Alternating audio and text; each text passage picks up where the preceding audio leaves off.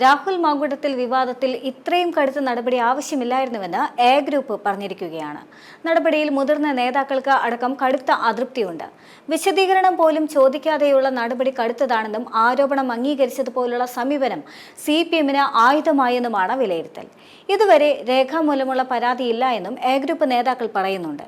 എന്നാൽ നടപടി അനിവാര്യമായിരുന്നു എന്നാണ് VD സതീശനെ പിന്തുണയ്ക്കുന്നവർ പറയുന്നത്.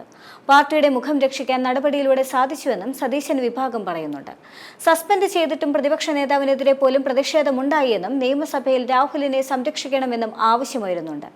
അതേസമയം രാഹുലിനെതിരെയുള്ള മാധ്യമപ്രവർത്തകയുടെ കുറിപ്പ് വീണ്ടും ചർച്ചകൾക്ക് വഴിയൊരുക്കുകയാണ്. രാഹുൽ മാങ്കൂട്ടത്തിനെതിരെ ഉയർന്ന ഗർഭചിത്ര ആരോപണങ്ങൾ വ്യാജമാണെന്ന് പറയുന്നവർക്ക് മറുപടിയുമായി മാധ്യമപ്രവർത്തകയായ ലക്ഷ്മി പത്മയുടെ കുറിപ്പാണ് ഇപ്പോൾ ശ്രദ്ധ നേടുന്നത്. ഗർഭചിത്രത്തിന് ഇരയാക്കപ്പെട്ട പെൺകുട്ടി വളരെയധികം മാനസികാഘാതത്തിലാണെന്നും പരാതിയുമായി മുന്നോട്ട് പോകാനുള്ള മാനസികമായ കരുത്ത് അവൾക്കോ ആ കുടുംബത്തിനോ ഇല്ല എന്നും ലക്ഷ്മി പത്മ ഫേസ്ബുക്കിൽ കുറിക്കുന്നുണ്ട്. അശാസ്ത്രീയമായ ഗർഭചിത്രം, തുടർ ആരോഗ്യ പ്രശ്നങ്ങൾ, ചുറ്റും നടക്കുന്ന സ്ലട്ട് ഷെയ്മിംഗ്, ഇതിനൊക്കെ ഇടയിൽ ആകെ പകച്ചു നിൽക്കുന്ന ഒരാളെയാണ് ഞാൻ കണ്ടത്. മര്യാദയ്ക്ക് ഉറങ്ങിയിട്ടും ഭക്ഷണം കഴിച്ചിട്ടും പല നാളുകളായ ഒരാൾ. ഇങ്ങനെ തുടങ്ങുകയാണ് ആ ഫേസ്ബുക്ക് കുറിപ്പ്.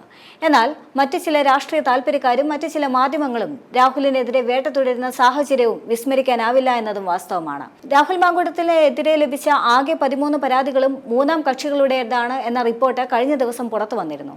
പരാതികളിൽ ഭൂരിഭാഗവും ഇമെയിൽ വഴിയാണ് പോലീസിന് മുന്നിൽ എത്തിയിരിക്കുന്നത്. 1-2 പരാതികൾ മാത്രമാണ് നേരിട്ട് സമർപ്പിക്കപ്പെട്ടിരിക്കുന്നത്. മാധ്യമ വാർത്തകളുടെ പശ്ചാത്തലത്തിലാണ് മിക്ക പരാതികളും സമർപ്പിക്കപ്പെട്ടിരിക്കുന്നത് എന്നതും ശ്രദ്ധേയമാണ്. ഇത്തരമൊരു സാഹചര്യത്തിൽ വെളിപ്പെടുത്തലുകളിൽ യുവതികളുടെ മൊഴി രേഖപ്പെടുത്താൻ ഒരുങ്ങിയിരിക്കുകയാണ് അന്വേഷണ സംഘം ഇപ്പോൾ. രാഹുൽ മാങ്കൂട്ടത്തിനെതിരെ ഗർഭചിത്ര പരാതി ഉന്നയിച്ച യുവതിയിൽ നിന്നും വിവരം ശേഖരിച്ചുകൊണ്ട് തുടർ നടപടിയിലേക്ക് കടക്കാനാണ് അന്വേഷണ സംഘത്തിന്റെ നീക്കം. ഗർഭചിത്ര ആരോപണം ഉന്നയിച്ച യുവതി ഇതുവരെ പരാതി നൽകിയിട്ടില്ല. എന്നാൽ ഇവർ മൊഴി നൽകുമെന്നാണ് പ്രത്യേക അന്വേഷണ സംഘം കരുതുന്നതും. ഇതിന്റെ അടിസ്ഥാനത്തിലായിരിക്കും തുടർ നടപടികൾ സ്വീകരിക്കുക. രാഹുൽ മോശമായി പെരുമാറിയെന്ന റിനി ജോർജ്, അവന്തിക, ഹണി ഭാസ്കർ എന്നിവരുടെ മൊഴിയും വരും ദിവസങ്ങളിൽ രേഖപ്പെടുത്തും.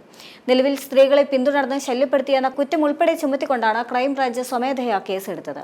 ക്രൈംബ്രാഞ്ച് DYSP L ഷാജിയുടെ നേതൃത്വത്തിലാണ് അന്വേഷണം പുരോഗമിക്കുന്നത്.